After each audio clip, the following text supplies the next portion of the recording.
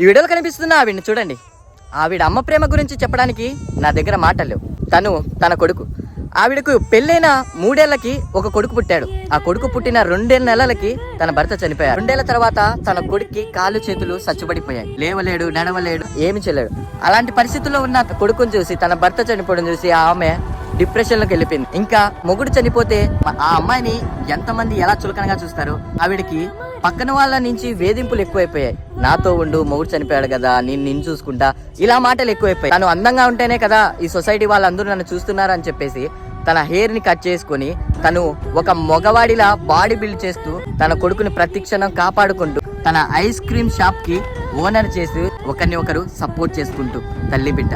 వా, సూపర్ కదా. నాకు తెలిసి ఈ సృష్టిలో ఒక ప్రాణం కోసం ఇంకో ప్రాణం ఇచ్చేవాళ్ళు ఒక అమ్మ ప్రేమే అవుతుందేమో. అమ్మ ఆ కొడుకు బాగుండాలని చెప్పేసి గాడ్ బ్లెస్ యూ అని కామెంట్ చేద్దామా? ఒక కామెంట్.